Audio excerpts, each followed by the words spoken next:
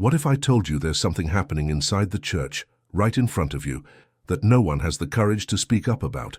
A common practice, repeated by thousands of people every Sunday, that seems spiritual, but is slowly killing your connection with God. You believe you're doing the right thing, that you're seeking God's presence, but in fact, you may be heading in the opposite direction without realizing it. This is one of those uncomfortable truths that takes away your religious comfort and forces you to face reality head-on. And yes, that's exactly why almost no one has the courage to broach this subject. But today, you'll hear it. You'll understand what's really holding you back spiritually, why you feel drained even though you go to church, and what urgently needs to change. This video will open your eyes. It will show you what may be behind spiritual coldness, the feeling of emptiness even after an entire service. And worst of all, perhaps you yourself are repeating this mistake right now and thinking you're pleasing God. Based on the teachings of someone who experienced a real revival, transforming millions of lives, you will discover what no one else had the courage to tell you. The practice that seems holy but is taking you away from the presence of God. If you feel your spiritual life is stuck, if you're seeking a truly living faith, watch it to the end. It will shock you, but it will also set you free. Now you'll understand what was really holding you back in your spiritual life. It's impossible to continue in the same way. What was revealed here has the power to transform the way you connect with God, truly, without deception, without empty religiosity. It freed you, awakened you, and made you see what no one else had the courage to show you. So it makes sense that you also help others experience this turning point. Like the video and subscribe to the channel. This shows that you value what you learned here and allows this truth to reach those still trapped in the same lies. Let's continue together, because the next video will show you something even deeper. You know when you walk into church and feel like everyone's more concerned with what they're wearing, who's sitting in front, or who's singing in praise than with the service itself? Well, yes, it seems harsh to say this, but there are many people who have become professional spiritual appearances. People who have learned to behave properly, to say the right words, to raise their hands at the right time, but deep down they're empty. And the saddest thing of all is that they often don't even realize it. The religion of appearances is silent, comfortable, and addictive. It flatters you on the outside, but kills you on the inside. And perhaps without realizing it, you're stuck in this too, going to services out of habit, doing everything right, but with a disconnected heart. When faith becomes just a matter of image, God's presence has long since departed. We begin to measure spirituality by external factors. How often someone attends church, whether they participate in a ministry, whether they pray beautifully in public. But all of this can be a facade. Some people don't even pray at home, but at church they make a point of praying out loud to show that all is well with God. Isn't that true? And here's where things get even more serious, because this kind of behavior, which seems innocent, normal, and has even become routine, is distancing you from God without you even realizing it. It's as if you've put on a mask so well made that even you can't take it off. You accumulate church roles, responsibilities, tasks, but your relationship with God becomes increasingly distant, more mechanical, more automatic. And before you know it, you're living a faith that depends on others seeing you, a showcase faith that only shines when there's an audience. It's strong, isn't it? But it's necessary to speak out. Do you know why? Because as long as you remain attached to this appearance, God cannot truly act. God doesn't work where there's a facade. He acts in sincerity, in true surrender, in secret. That's why so many people become frustrated. They've been in church for years and see no change. They don't feel peace, they don't experience transformation. They continue with the same fears, the same addictions, the same emptiness. And then they blame the church, blame the leaders, blame the devil. But the truth is, everything is blocked because there's a lack of truth in the presence. And look, this isn't judgment. This is warning. It's care. It's love. Because maybe you're tired of maintaining an image, tired of appearing strong when you're broken inside, tired of smiling in church and crying at home, tired of repeating cliches while your soul cries for help.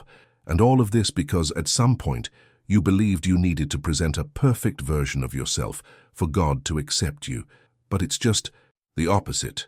God wants you just the way you are, with your wounds, your doubts, your hidden sins.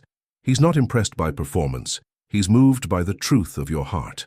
There are people who memorize verses, know the entire structure of worship, sing beautifully, lead ministries, but can't have a sincere moment of prayer alone in their room. They can't truly open their hearts, because they've forgotten how to be vulnerable. And that's dangerous, because religiosity is addictive.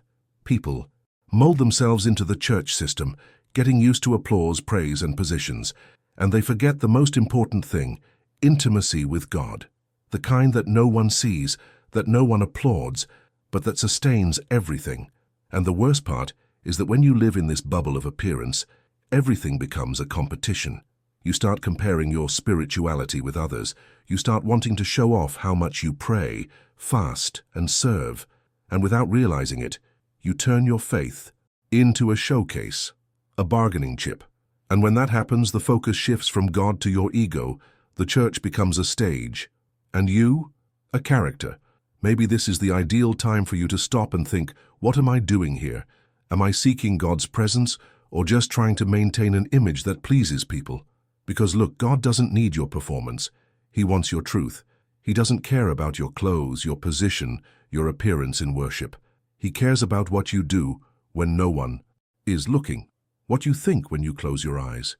What you feel when you kneel to pray if you're still doing it sincerely. And look, there's no shame in acknowledging this.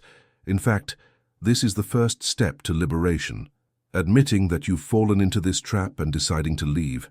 Deciding to live a real faith without masks, without trying to impress. Just you and God. Because when this happens, everything changes. The weight lifts off your shoulders.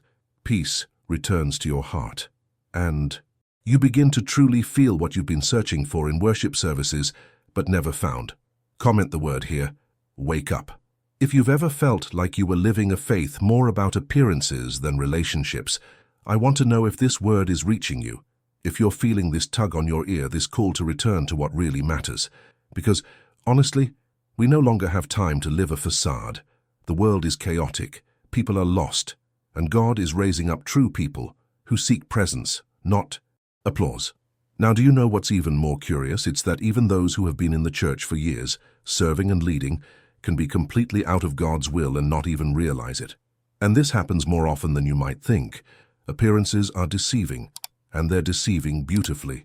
And only those who have the courage to face the truth can break through this. But wait, there's more to it. The next point we'll discuss reveals an even more delicate part of this story. A practice so common, so prevalent, that perhaps you're also doing it without realizing the spiritual damage it's causing. Now that you understand how appearance can distance you from God, even within the church, it's time to talk about something even more dangerous and much more common than you might think. Some people think they're doing God's will simply because they're busy with God's business. But let me tell you something that will make you think.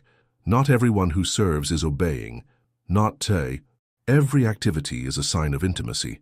Sometimes religious activism is just a disguised way of escaping God's presence. That's right.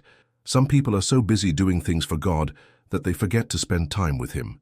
They rush to worship rehearsals, commit to cell groups, get involved in events, carry chairs, organize services, clean the church, preach, sing, lead. But when they get home, they can't stop for 10 minutes to listen to what the Holy Spirit wants to say. They don't have time. For prayer, they don't open the Bible calmly. They don't seek any spiritual direction. They're always rushing, doing, solving. But everything is automatic.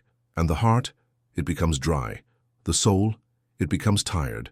And the saddest thing, God, who should be the center, becomes just a detail amidst the hustle and bustle of spiritual life.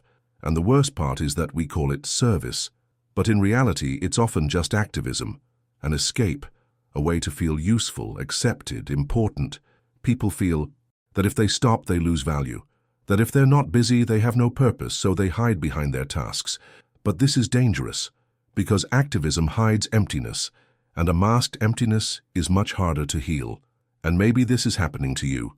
Maybe you're doing a lot of things, giving your all in ministry, but feeling like nothing is fulfilling, that nothing is changing inside, that the flame that was there in the beginning has slowly been extinguished.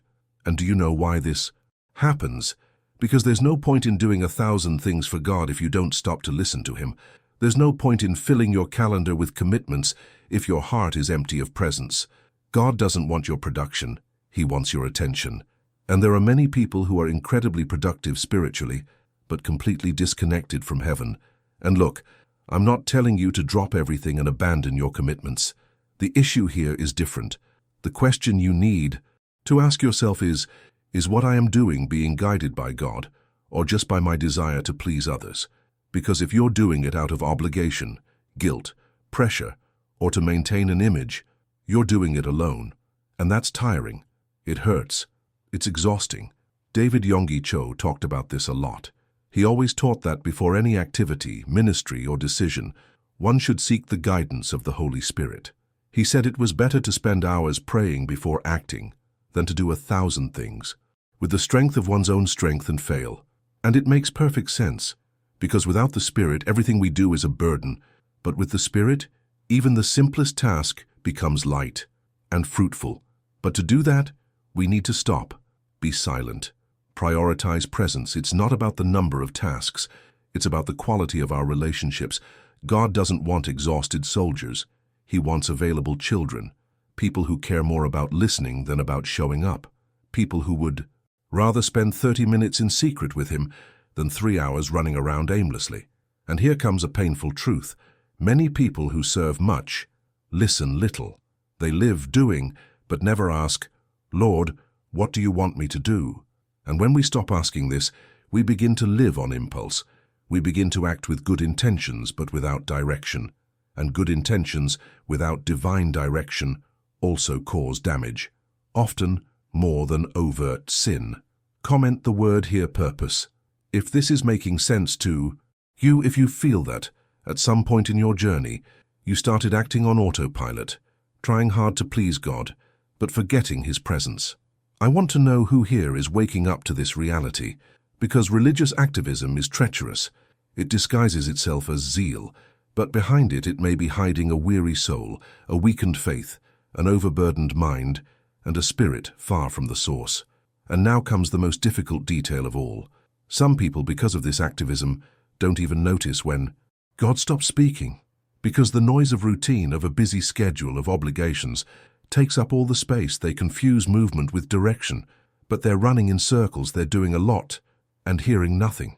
And then, you know what happens? Decisions start to be made based on what others expect, what the leader asked for, what seems right. But where is God's voice in all of this? Are you still listening? And that's exactly what we'll talk about in the next section. Because there's an even quieter practice, even more disguised as spirituality, that could be sabotaging your intimacy with God, and you might not even realize it. Something that looks like prayer, but isn't.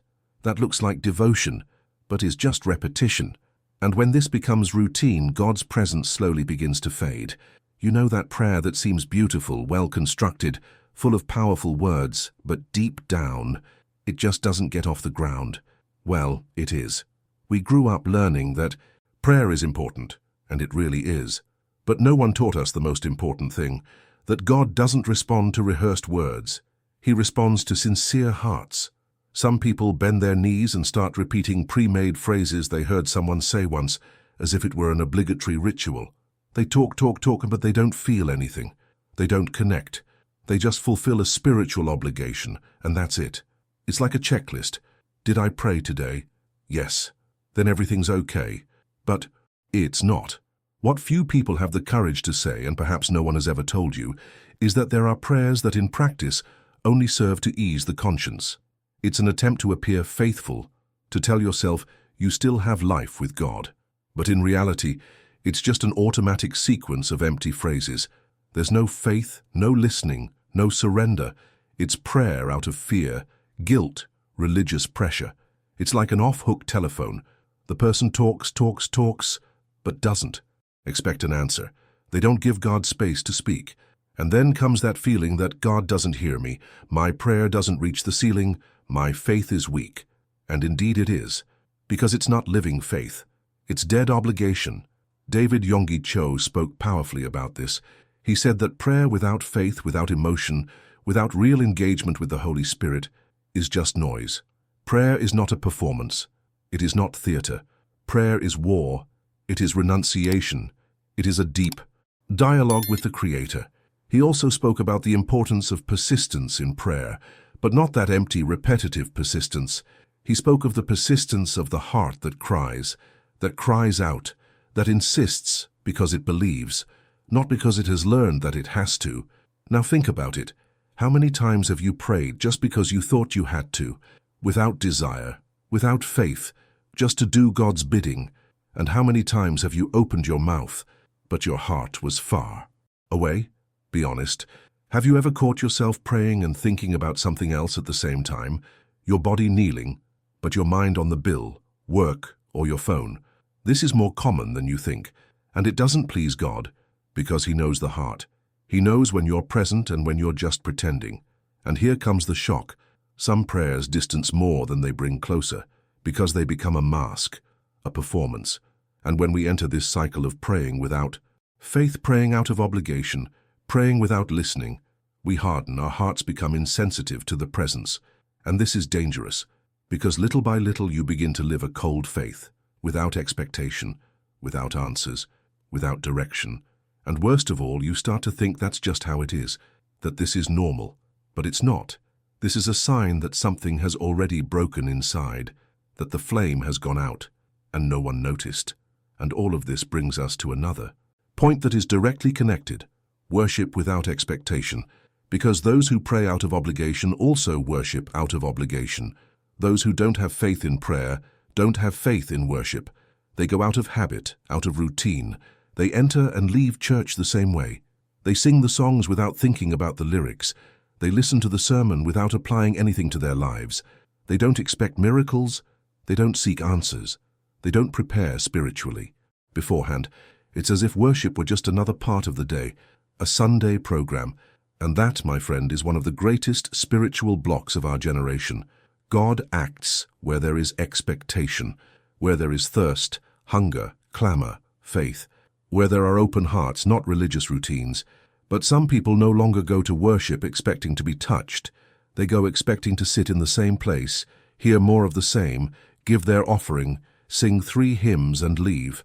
And then they complain that God doesn't speak to them anymore, that they don't feel His presence like they used to. But the truth is, God hasn't changed. What's changed is their attitude. It's their heart.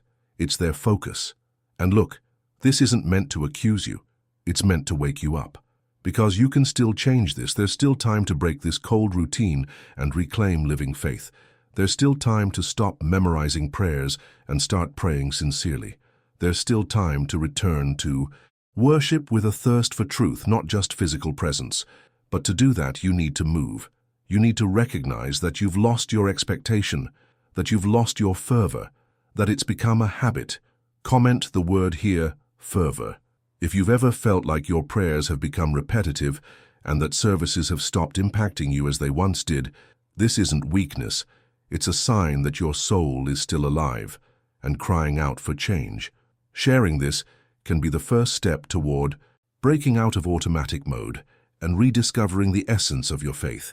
Now pay attention. When we talk about prayer without faith and worship without expectation, there's something that directly connects with this, and perhaps it's what's holding everything back, because there's a behavior that seems pious, seems beautiful, even seems spiritual, but in reality, it's sabotaging your faith without you realizing it. And that's what we're going to talk about next.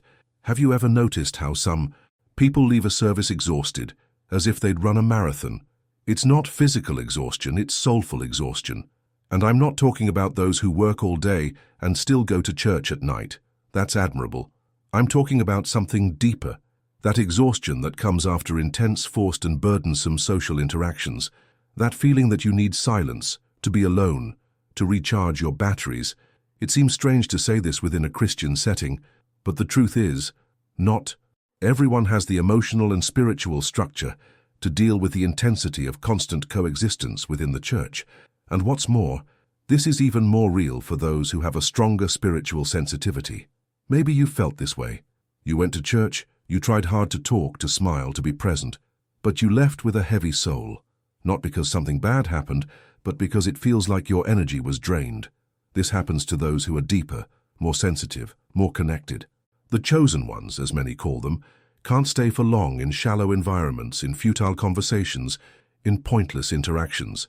Everything that lacks truth, everything that is forced, weighs heavily. And what's more common in churches than this kind of forced coexistence, where we have to pretend everything is fine all the time? The problem is that many people blame themselves for this. They think they're in sin, that there's something wrong with their faith, that they're not loving enough. But that's not the point. The truth is, the more you grow spiritually, the more selective you become. The more you need to protect your mind, your peace, your energy. And that's not selfishness. It's discernment. It's wisdom. It's you understanding that not every environment is for pouring yourself out, that not every circle is for you to open up, and that there are many people sucking away what's most precious about you, your presence, your listening skills, your sensitivity, without the slightest intention of giving back. And this is a delicate point, because the church should be a place of refuge, not of exhaustion. But unfortunately, in many communities, excessive pressure, the sheer number of events, social expectations, and silent judgments all turn the spiritual experience into a burden. And those whose hearts are more heavenly feel this like no one else. The soul begins to cry out for help, even when everything seems fine on the surface, and that's where the risk comes. You begin to distance yourself, not from God but from people, because you realize that the environment as it is tires you more than it nourishes you. And look, it's okay to acknowledge this. Contrary to what many say, it's not your obligation to be present at everything, participate in everything, or smile at everyone. There are times when solitude with God is worth more than 1,000 meetings. There are times when the best worship is the one where you close your bedroom door and weep before God without an audience, without a performance. And that's okay. Jesus also withdrew. He needed silence. He needed to get away from the crowd to reconnect with the Father. And you who carry spiritual intensity need that too. Comment the word here, silence, if this resonates with you. If you've ever felt drained even when you're in God's house, if you've ever had to step away to avoid losing your peace, you're not alone. There are many people experiencing this spiritual fatigue disguised as communion. And the more you pretend everything is fine, the deeper that hole gets. Now pay attention. This wear and tear doesn't just come from the coexistence itself. There's something even more subtle but much more dangerous that happens when you give too much, listen too much, help too much, and receive almost nothing in return. This silent imbalance is what we'll reveal in the next point, and it may be destroying your spiritual life without you realizing it. Have you ever noticed how after a while we start to close ourselves off? We start to avoid certain conversations, withdraw from certain groups, maintain a certain distance even within the church. This doesn't happen out of nowhere. It's usually the result of a repeating pattern. You give, and almost never receive in the same measure. You listen to others' problems, are always available, give emotionally, spiritually, sometimes even financially. But when you need help, almost no one notices. Almost no one listens. Almost no one is there. And this imbalance drains your energy, hurts your heart, and worse, hardens you inside. This is the reality for many people with sensitive, deep, chosen souls. You attract people all the time. People who want to vent, who want advice, who need help. And you help because that's your heart. But the thing is, few of these people have the resources to reciprocate. They only know how to suck. And no matter how strong you are, there comes a time when it gets tiring. There comes a time when you start putting up barriers. And before you know it, you've already isolated yourself. You've already distanced yourself. You're already in self-protection mode. And once again, the guilt sets in. Because within the church, they taught that distancing yourself is wrong, that closing yourself off is a sign of spiritual coldness. But that's not always the case. Sometimes, walking away is the only way to stay whole, to preserve yourself, to rebuild yourself. Because the problem isn't loving. The problem is giving everything all the time without limits to people who don't know or don't want to give anything back. This is exhausting. And what's more, it's contaminating. Because you begin to associate the environment of faith with pain, with overload, with exhaustion. And this distances you from what truly matters, the presence of God. Not because you want it to be, but because the environment has become an emotional battlefield. And here comes something very important.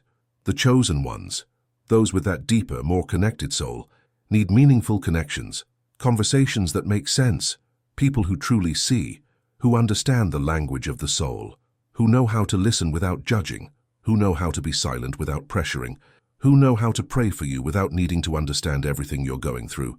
This is rare, but it's essential. And for this very reason, when you don't find this kind of connection, loneliness becomes a consequence, because any shallow, forced, or superficial relationship only tires you out even more. And it's not pride nor haughtiness, it's protection. Those who carry too much inside can't connect with just anyone. They can't open up to just anyone. And that's okay, you're not cold, you're just too deep to tolerate the superficial. And when you try to force a connection where there's no reciprocity, you suffer. That's why you start to avoid, to guard yourself, to keep quiet. You learn that the best way to stay strong is to be selective. It's by choosing who you open up to, where you put your energy, with whom you share your heart. Comment the word here. Limit if you've ever experienced this. If you've ever felt overwhelmed by giving too much and receiving too little. This doesn't make you selfish. It shows that you're aware of who you are and what you need to stay strong. The problem is, most people don't understand this. They see your silence as pride. They judge your withdrawal as coldness. But they don't know how much you've given, how much you've hurt yourself trying to help, how much you've emptied yourself trying to keep others afloat. And then comes the fear, because the further you distance yourself, the more it feels like you're becoming alone. But at the same time, if you don't distance yourself, you fall apart. It's this conflict that consumes many people internally. And the result? You start to bottle everything up. You start to hide your feelings. You start to stop trusting. You start to protect yourself even from those who perhaps didn't even deserve to be avoided. But the trauma speaks louder. And that's what we'll talk about next. Because there's something inside you that hasn't healed yet. A wound that prevents you from trusting again. A pain you swallow silently, but that's influencing all your relationships. And understanding this can be the turning point in your journey. Now that everything's out in the open, you realize it wasn't a lack of faith, it was overcommitment in the wrong place. This message unlocked things that had been hidden inside you for years, made you see why you'd walked away, why you'd kept quiet, why you'd started protecting yourself so much. It was like turning on a light in a dark room. And now that it's bright, there's no going back to the way things were before. It freed you. And when something so powerful touches you, it's natural to want others to feel the same.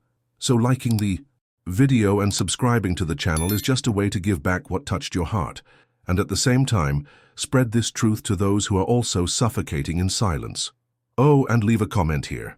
I unlocked, just so I know you've come this far with an open heart. And get ready, because the next video will cut even deeper. It will touch on a wound everyone tries to hide, but that needs to be healed now. Click here and stay with us. This is just the beginning.